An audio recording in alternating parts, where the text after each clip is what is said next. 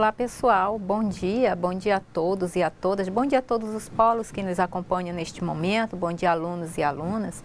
Então vamos dar início à nossa quarta unidade, né, a nossa quinta aula. Estamos avançando para as nossas conclusões das atividades.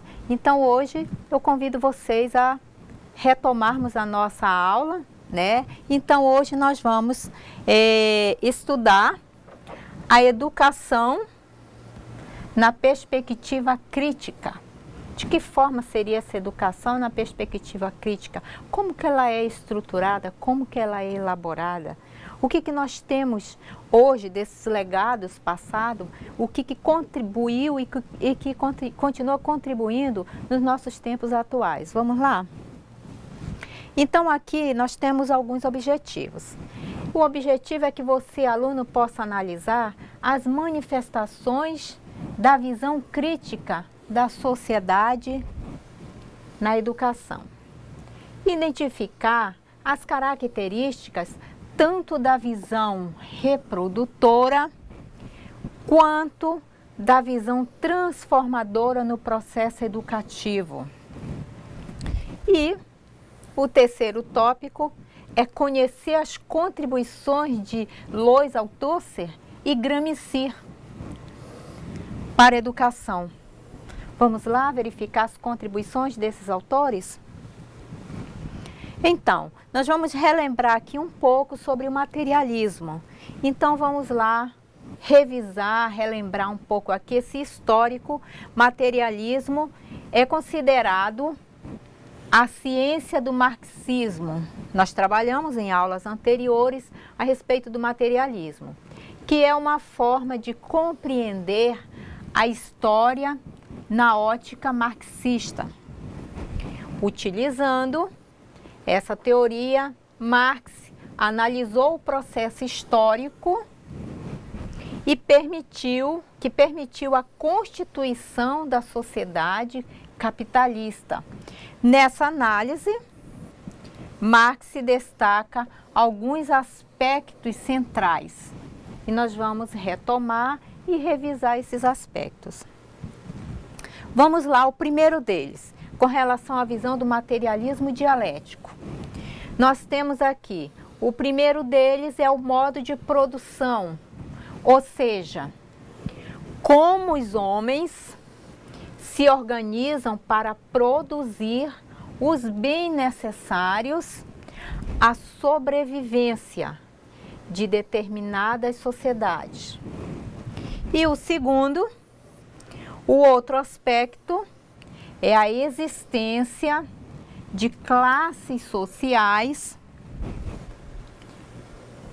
na organização social. Observe que nós temos dois tópicos para nós trabalharmos no decorrer da nossa aula. Vamos lá, nesta aula veremos duas teorias na perspectiva crítica. Para que possamos entender melhor, nós vamos revisar essas duas teorias na perspectiva crítica. A primeira é a educação como reprodutora da estrutura de classe, na visão do marxista francês Alois Althusser. A segunda é a educação e a escola como elementos de construção da contra-hegemonia, uma contribuição do pensador marxista italiano Antonio Gramsci. Então, vocês observem que nos decorrer do tempo, as aulas, né, a constituição das aulas, a educação, ela foi se renovando, ela foi se transformando com o passar do tempo e de acordo com a exigência da sociedade e de acordo com as mudanças, foi surgindo as perspectivas críticas para a educação e foi trazendo essas contribuições para o nosso tempo atual. E aqui nós vamos verificar o aparelho ideológico, né, do Estado, segundo a visão de Althusser. Vamos lá. Alois, 1918 a 1990, ele foi um filósofo, professor universitário e militante do Partido Comunista. Tornou-se um dos principais estudiosos do marxismo de acordo com as teorias de Karl Marx, ele aproveitou para desenvolver as teorias para que hoje tivesse essa contribuição e uma renovação e uma mudança no contexto social da educação. Como entender o capitalista? Vamos lá verificar como entender esse capitalista. Segundo Marx, ele entendia que o Estado capitalista, ele entendia como um conjunto de órgãos ou instituições. Por exemplo, exército, polícia, administração do governo, a justiça, entre outros, que tem como função assegurar, conservar a dominação e a exploração da classe burguesa sobre a classe burguesa, operária e demais grupos sociais subordinados. Observe aqui que a teoria marxista, né, que entendia o Estado como um conjunto de órgãos, vocês observaram que em aulas anteriores, Durkheim também via a sociedade como um órgão, né, que precisava estar trabalhando em harmonia para que não acontecessem as disfunções sociais. E Marx, ele via também que a sociedade ela era como um órgão de instituição. E hoje nós temos uma sociedade formada por órgãos que são a polícia, nós temos o exército, a marinha, a aeronáutica e demais órgãos que faz parte de toda a organização e que sem eles é impossível ter uma forma ajustada na sociedade. Por isso que é preciso e por isso que ele dizia que era necessário ter esses órgãos como fator de organização social.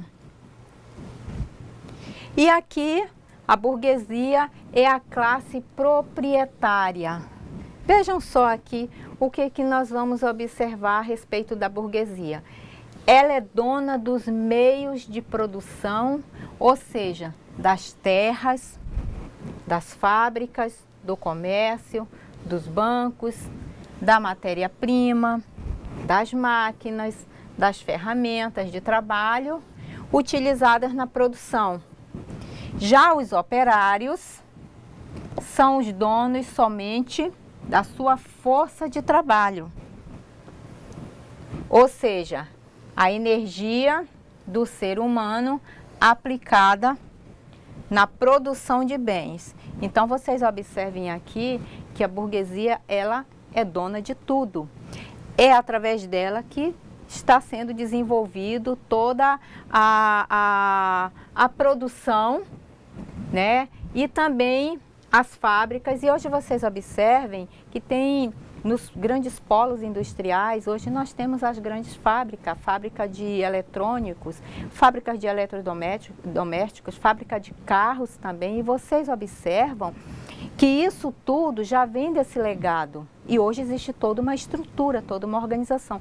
Só que uma diferença dessa estrutura que existia na época, quando surgiu o capitalista, é que o trabalhador ele não tinha direito a nada, a não ser trabalhar. Hoje não, hoje já é bem diferente. Existe o amparo da DRT nas delegacias de trabalho. Hoje o profissional ele é CLT, carteira assinada. Hoje ele tem todo o amparo legal, né, do trabalho. E vocês observem aqui que na época os trabalhadores, ou seja, os operários, eles eram somente donos da força de trabalho. E muitos deles trabalhavam somente para sobreviver, para comer, para ter um lugar para morar. Como os meios, dando continuidade à aula anterior, como os meios de produção são privados, a riqueza gerada pelo trabalho humano é apropriada pela burguesia. Os operários recebem somente, como eu falei anteriormente, o necessário para continuarem comendo, vestindo, morando, ou seja, o básico, para sobreviverem e gerarem filhos, reproduzindo assim a força de trabalho, ou seja, nasciam as crianças, cresciam e nessa época as crianças também trabalhavam. Então o que acontecia com o trabalhador? Ele trabalhava apenas para se manter com a sua família, gerar filhos e esses filhos também trabalharem. Um dos componentes do lucro, olha só, um dos componentes do lucro do capitalista é a taxa da mais-valia, que é extraída do trabalho não pago ao operário, de forma como a sociedade está estruturada, dividida em classes sociais. A burguesia, como eu falei anteriormente, é dona dos meios de produção, das fábricas, das indústrias, e ela está cada vez mais concentrada na renda, ou seja, na riqueza. Já os trabalhadores, em sua maioria, recebem baixos salários que mal dão para os seus sustentos. Só que, apesar dos trabalhadores estarem sendo submetidos a essas jornadas de trabalho, eles não estavam satisfeitos. Por isso que surgia as disfunções sociais, né? O próprio trabalhador já não aceitava a condição de baixo salário com cargas horárias extensas. O salário não consolidava o tempo trabalhado, então ele precisava ter uma remuneração adequada ao tempo de trabalho dele. A mais-valia é o valor adicional que a força de trabalho gera no processo de produção, ou seja, trabalho excedente, trabalha além das suas horas. O horário é 8 horas, vamos dar um exemplo, 8 horas de trabalho. Trabalha mais 6 horas, 14 horas, não vai receber pelas 6 horas adicionais, vai receber por essas 8 horas. Então, nesta época, essas horas excedentes da mais-valia, o trabalhador não recebia, sendo apropriado ao capitalista. Então, ou seja, era um lucro a mais para o capitalista, além daquelas 8 horas. Vamos verificar aqui o trabalho necessário. É o tempo de trabalho que o trabalhador necessita para a produção do valor equivalente ao valor de seus meios de subsistência. Trabalho excedente é o tempo de trabalho em que o trabalhador produz gratuitamente para o empregador capitalista. E isso sem receber nada, vai trabalhar, mas não vai receber, que é um lucro que vai gerar para o capitalista. O resultado dessa história, observem aqui.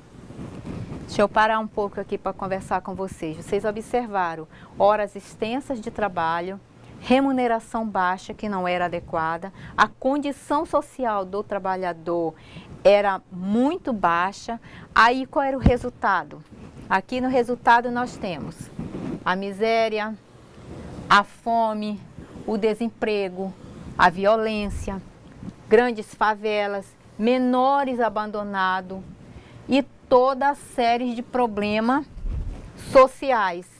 E isso nós verificamos nas aulas anteriores que Durkheim falava que a sociedade estava doente. Qual era o remédio? O que precisava ser feito para que a sociedade voltasse a ter saúde? Desta forma como estava a condição de trabalho da população, o que estava gerando? Miséria, fome, desemprego, violência, favelas, que nas aulas anteriores nós mostramos a respeito da segregação social. E hoje, atualmente, não está tão diferente.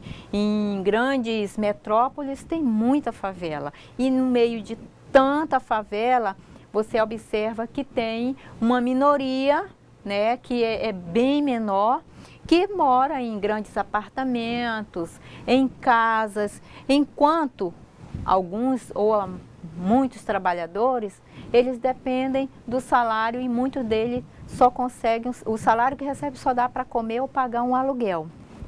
E antes de terminar o mês, já está praticamente sem dinheiro.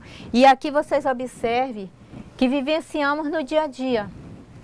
Essa condição de trabalho já vem de outros tempos. E hoje nós estamos vivendo uma época quase que parecida.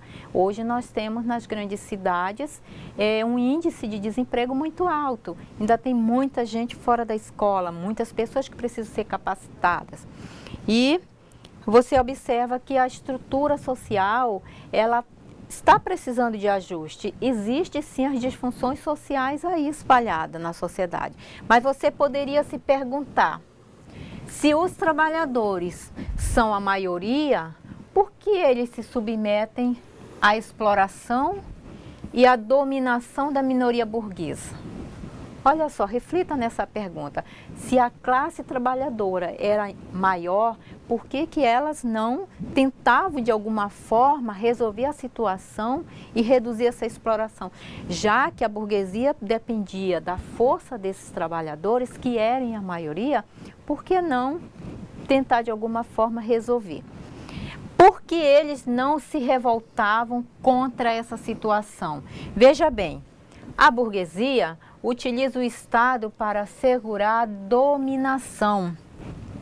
A justiça, a polícia, as forças armadas, os órgãos do Estado responsáveis pela manutenção da ordem. Ou seja, vocês já observaram que passa nos jornais algumas classes reivindicando melhorias de salário, reivindicando condições de trabalho. O que acontece? Geralmente a polícia é chamada para manter a ordem, para conter a situação do que está acontecendo.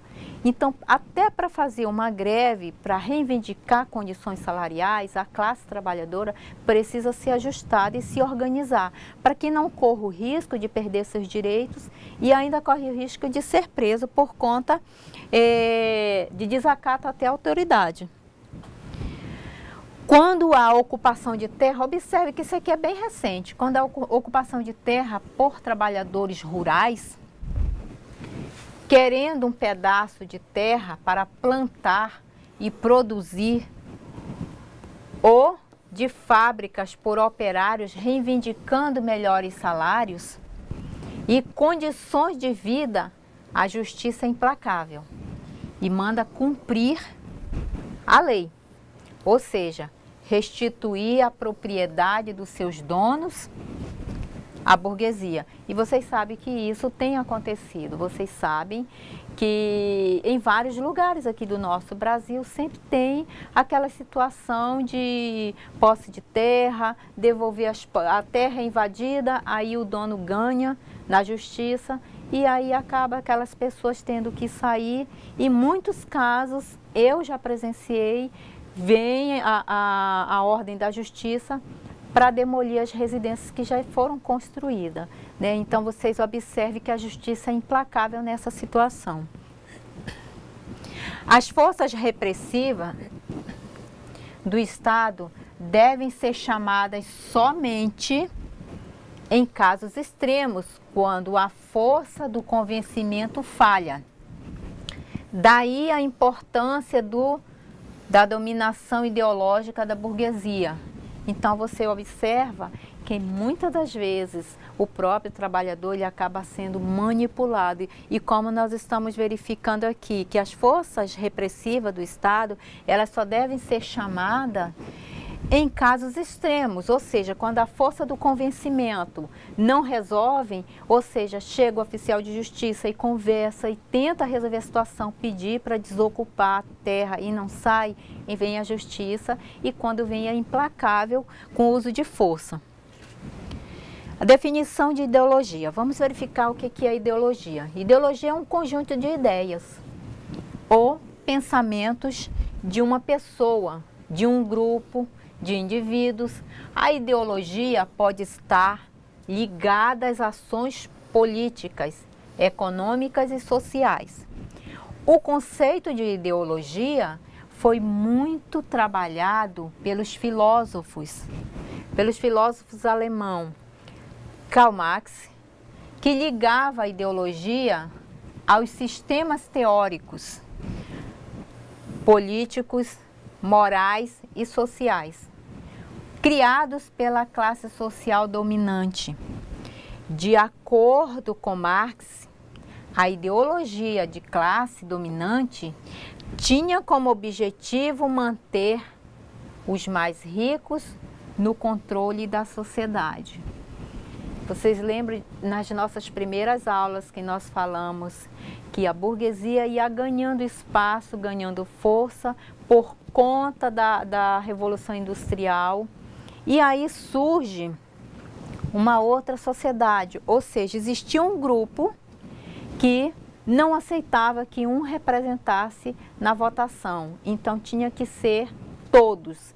E aí surge, né, a questão do voto livre. A pessoa vota nas pessoas que elas reconhece que de fato pode representar a ideia daquele povo, daquilo que eles precisam. Como Marx se diz, a ideologia da classe dominante tinha como objetivo manter os mais ricos no controle. Então, quem tem mais dinheiro comanda a questão política. Essa é a realidade. Vocês sabem que este legado já vem para a nossa realidade, para o nosso contexto atual.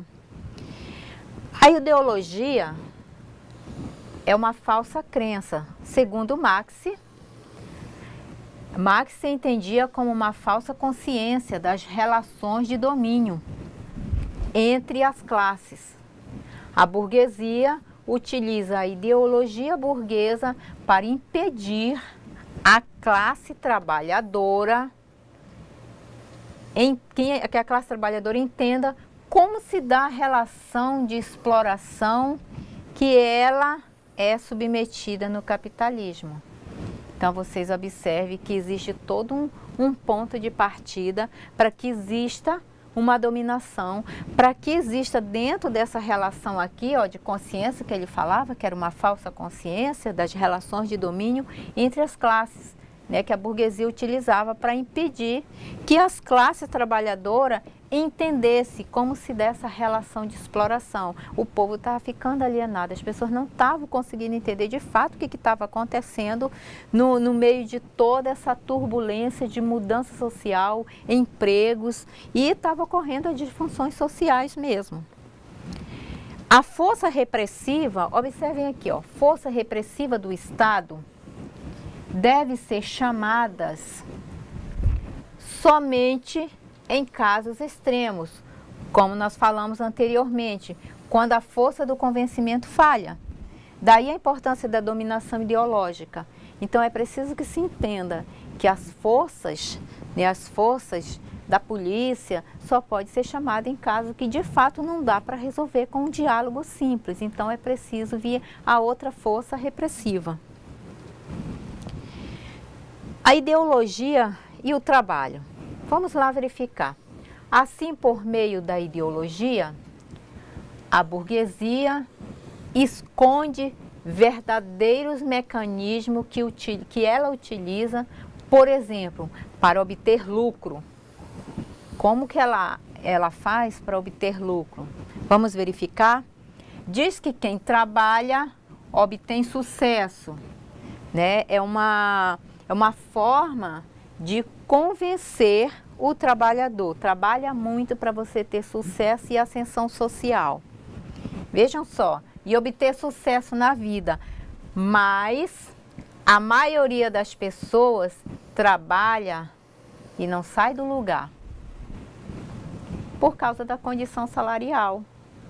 Aí nós podemos estar verificando a questão da educação. É importante ter uma educação, é importante ter um curso superior, é importante se capacitar, é importante percorrer toda essa estrada, né, da educação para que você almeje também uma condição salarial justa. E aí ele diz assim, ela esconde que o motivo da sua riqueza não é o trabalho, mas a exploração do trabalho dos operários. Como nós verificamos anteriormente, o trabalhador trabalhava além da sua jornada de trabalho, mas ele não era remunerado. Esse lucro todo ia para o capitalismo. E aí você observa, né, que o trabalhador, nesse sentido, ele está totalmente explorado. E o que ele ganha não é suficiente para ele manter a família. O outro ponto é o trabalho realizado pelo trabalhador e não pago pela burguesia, que nós já verificamos na mais-valia. O trabalhador vai trabalhar, mas ele vai receber apenas pelaquela quantia X de hora. Ele não vai receber além daquelas horas de trabalho. Hoje está diferente. Hoje você trabalha 8 horas, o que passa disso a empresa vai precisar lhe remunerar como um adicional, né? Então são hora extra e devem ser pagas, porque hoje nós temos as DRTs que elas se encarregam de fazer esse acompanhamento de todo esse processo trabalhista. Agora nós vamos verificar essa afirmação ideológica da burguesia. Lembra-se da mais-valia? Aquela quantidade de horas trabalhadas pelo operário, não pagas pela burguesia, essa é a fonte de lucro da burguesia por ela escondida. Por mais que o indivíduo trabalhe, por mais que o trabalhador seja empenhado no seu ofício, ele dificilmente será rico, porque não tem propriedade e não explora o trabalho dos outros. Ele está sendo explorado, ele continua sendo explorado, porque ele não, o que ele ganha não é suficiente, ele não tem condições de abrir uma empresa também. Então isso requer mais empenho e ele não, e os trabalhadores da época se submetiu a toda essa ideologia da burguesia. Mas além de falsear a realidade, a ideologia serve para justificar toda essa realidade. Peguemos, por exemplo, o princípio da igualdade. Lembra que nós trabalhamos a respeito do princípio da igualdade, dividido para todos, todos são iguais? E hoje nós temos a lei que os direitos humanos fala, todos são iguais perante a lei, né? Então vamos lá verificar. A burguesia prega que as pessoas devem ser iguais juridicamente, ter os mesmos direitos, mas não podem ser iguais materialmente, uma vez que o sucesso material é consequência dos talentos e aptidões de cada um. Então você observa aqui que ele fala, né, que um dos princípios da igualdade da burguesia, ela prega que as pessoas devem ser iguais juridicamente. A lei que serve para o rico serve para o pobre também. Então você observa aqui, né, que esses mesmos direitos, segundo a burguesia, né, ela não se refere ao material, né, se refere à realidade jurídica. Então você observa aqui também que ele fala a respeito dos talentos e aptidões, né, ou seja, quanto maior a competência, melhor as habilidades, segundo a burguesia. Mas hoje, na nossa realidade, hoje o homem, né, no contexto geral, homem e mulher, eles têm condição de alcançar essa ascensão social. Vamos aqui verificar como que seria. Imagine o filho de um industrial com todas as facilidades de educar-se que o dinheiro proporciona. Vocês observem que hoje nós temos grandes escolas renomadas, e vocês observam também que as escolas privadas atualmente elas são praticamente maiores do que as escolas públicas, e as escolas privadas elas estão bem mais estruturadas com relação ao seu quadro de professores, com relação ao atendimento, material didático, o espaço físico também, ele é bem mais dentro da realidade, né, do filho do industrial.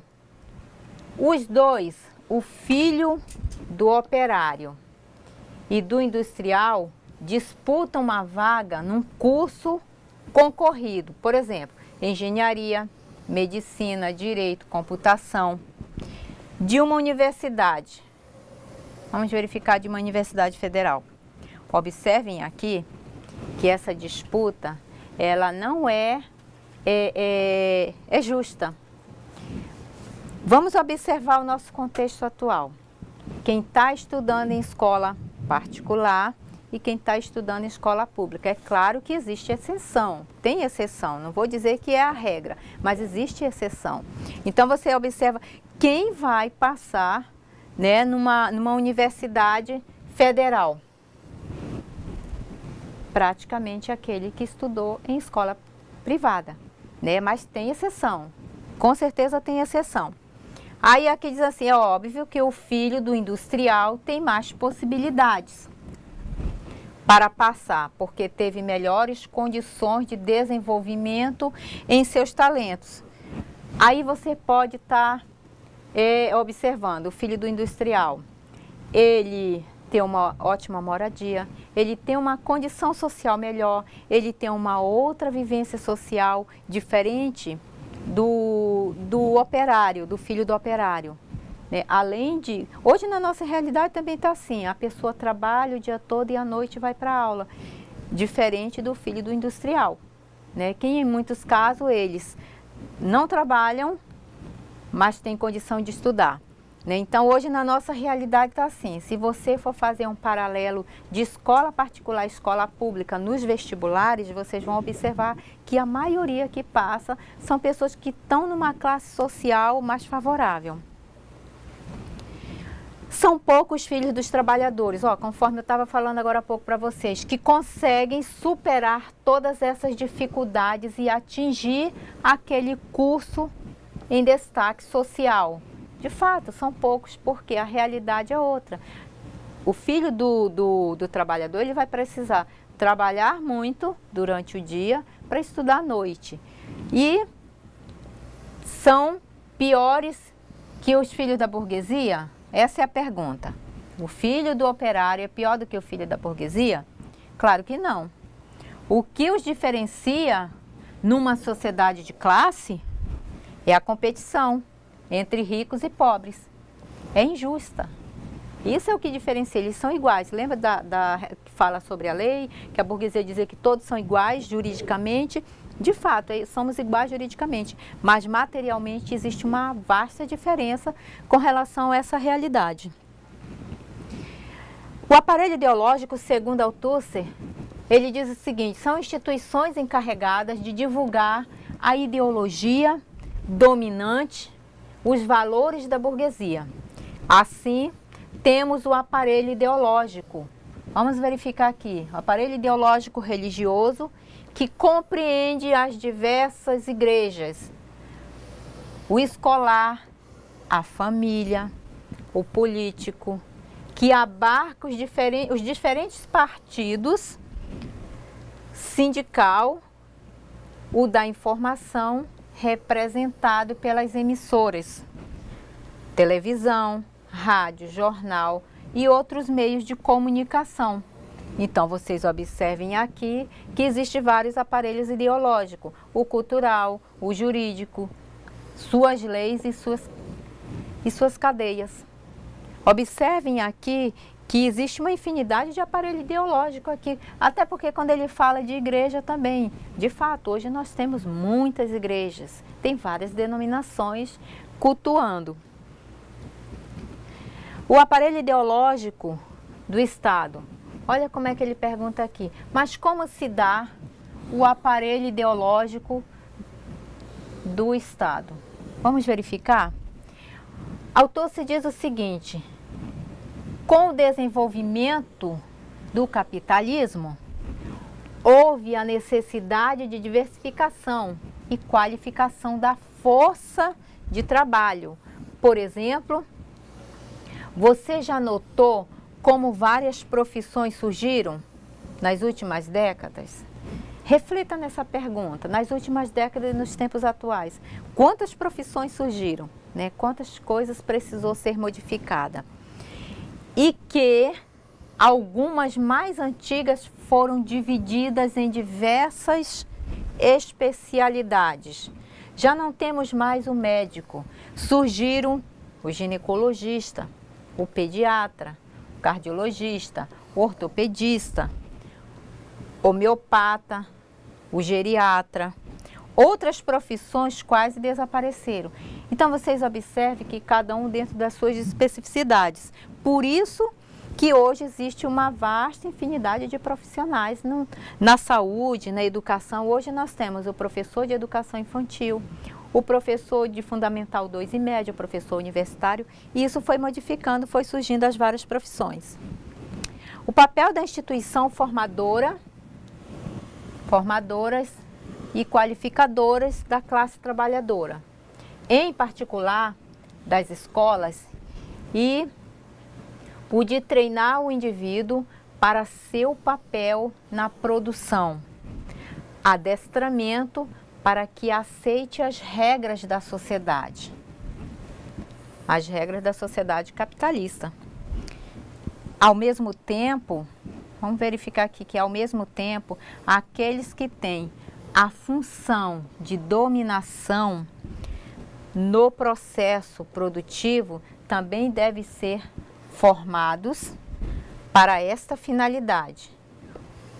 Aparelhos ideológicos do Estado. O papel da escola. Agora vamos verificar como é que fica a escola frente a esse papel social de mudança. A escola tem um papel central entre os aparelhos ideológicos, segundo Althusser, por vários motivos. Primeiro, porque os indivíduos passam boa parte de suas vidas na escola. Depois, porque a escola é especializada, as pessoas e as diferencia as futuras atribuições no processo de produção, designando tanto para os papéis de exploradas como para os de agentes da exploração, de profissionais da ideologia. E hoje, na nossa realidade, nós já reconhecemos qual é o nosso papel, nós entendemos se estamos sendo explorados ou se não estamos sendo explorados, porque nós conhecemos os nossos direitos. Então, hoje, nós temos esse ponto favorável a nosso favor. Segundo a escola, também está encoberta com o véu ideológico da neutralidade, pois é apresentada como uma instituição que não estaria a serviço dos interesses de nenhuma classe, mas tão somente do saber. Por isso a escola desempenha seu papel de forma silenciosa e eficiente. Razão de Althusser considerar a escola o aparelho ideológico mais eficiente.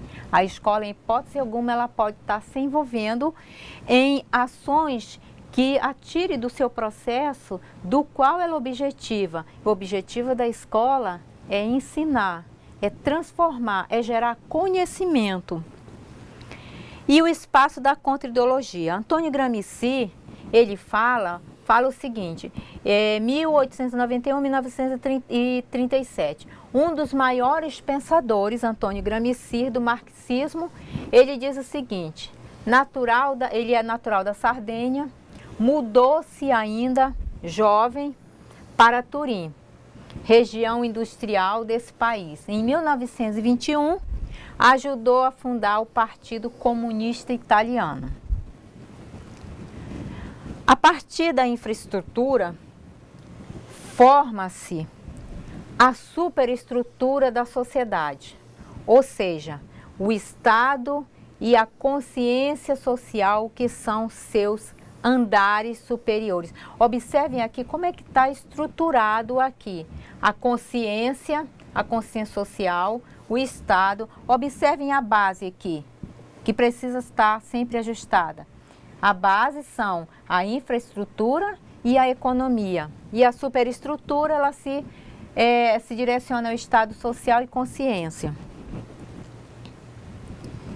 Na visão de Gramsci, tanto o Estado como a sociedade política, como a sociedade civil, compõem a superestrutura. Observe que vocês verificaram, né, na imagem como é que ela se compõe. Nos diversos fóruns da sociedade civil, sindicatos, partidos políticos, associação de classe e comunitárias, que se trava a disputa pela direção da sociedade entre a burguesia e o proletariado, ou seja, a classe trabalhadora. Gramsci observa o potencial transformador da educação. Ele começa a perceber o que a educação poderia fazer diante do contexto atual. Os pensadores reprodutores também admitiam que a escola como um aparelho reprodutor das relações sociais capitalistas, ou seja, ele acreditava que a educação utilizada para manter as coisas do jeito que estão, mas pela educação ela se modifica, as coisas não ficam do jeito que estão, porque hoje as pessoas, conforme elas vão estudando, elas vão adquirindo conhecimento, vão conhecendo a realidade e vão se tornando pessoas críticas. No entanto, diferentemente daqueles, ele enxergava que o ambiente escolar como um espaço fértil da sociedade civil para germinar a possibilidade de luta contra a dominação burguesa e, por conseguinte, transformador das relações sociais dominantes. Assim, se a escola servia, observe aqui, se a escola servia para incutir valores conservadores burgueses, ela poderia servir também para transmitir ideias revolucionárias da classe trabalhadora, da mesma forma que a escola servia para transmitir a ideologia burguesa e manter a dominação capitalista.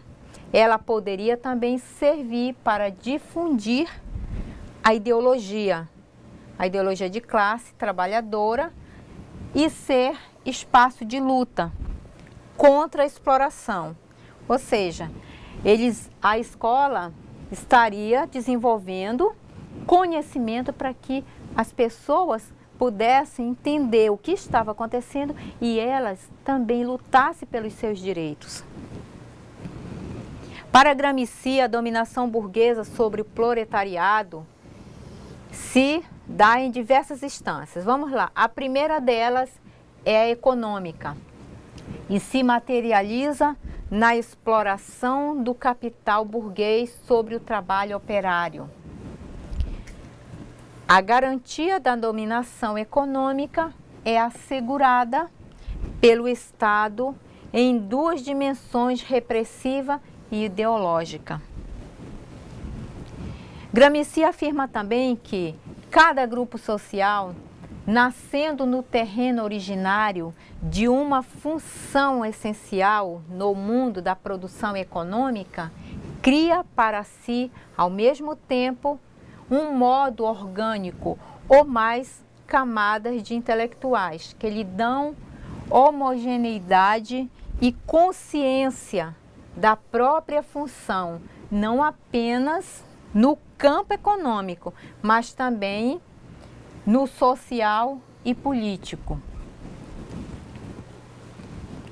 Os intelectuais orgânicos, vamos verificar quem são esses intelectuais orgânicos. São aqueles que se dedicam a defender, criar a ideologia de um grupo específico. Por exemplo, a burguesia tem seus intelectuais orgânicos, como, por exemplo, os economistas fazem parte dos intelectuais orgânicos. O proletariado, que é a classe trabalhadora, também tem seus intelectuais orgânicos, entre eles é o partido. Segundo Gramsci, pode ser considerado intelectual, por isso que surgem os grandes partidos. Nesta unidade, você observou como a teoria crítica se manifesta na educação. A vertente reprodutora da teoria crítica prega que a escola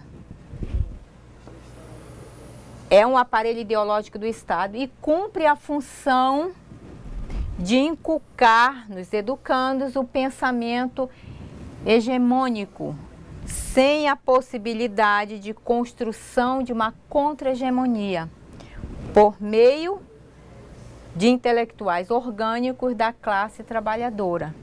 Então, vocês observem aqui, né, nesse resumo, que na unidade, né, nesta unidade, você observou como a teoria crítica se manifesta na educação. Né? Então, como que essas vertentes têm evoluído. Né? A A vertente reprodutora da teoria crítica, ela prega que a escola é um aparelho ideológico do Estado que cumpre a sua função de inculcar nos educandos o pensamento hegemônico. A escola tem esse papel que é justamente para desenvolver um cidadão crítico, que ele tenha conhecimento dos seus valores, dos seus deveres, e ele também reconheça qual é o seu papel e o que ele pode estar contribuindo. Os adeptos da visão transformadora admitem que na mesma função de transmissão de valores dominantes da escola capitalista, né, entretanto, acreditam que a escola pode sim formar intelectuais orgânicos da classe trabalhadora, que construam no interior da escola a contra-hegemonia e contribuam para disputar a liderança da sociedade. E aqui eu trouxe uma reflexão de Paulo Freire, né, que ele diz o seguinte: seria uma atitude muito ingênua que as classes dominantes, observem aqui, que as classes dominantes desenvolvessem uma forma de educação que permitisse às classes dominadas perceberem as injustiças sociais de forma crítica. Paulo Freire, ele sempre abordava essa questão que a escola, ela precisa favorecer e consolidar esse conhecimento aos seus educandos. É preciso ter uma educação com qualidade. Por que não está tendo uma educação de fato com qualidade que consolide os anseios da sociedade, os anseios do filho do operário? Então, hoje nós vivemos uma realidade diferente daquela época, mas hoje ainda tem muitas lutas, ainda tem muitos anseios, ainda tem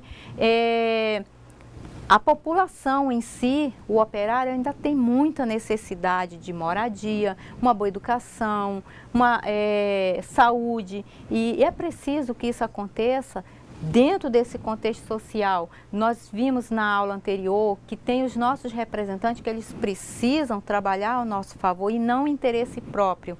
E vocês observem aqui a fala de Paulo Freire, né, que seria uma atitude ingênua esperar que a classe dominante desenvolvesse uma forma de educação que permitisse que as classes dominadas perceberem as injustiças sociais de forma crítica.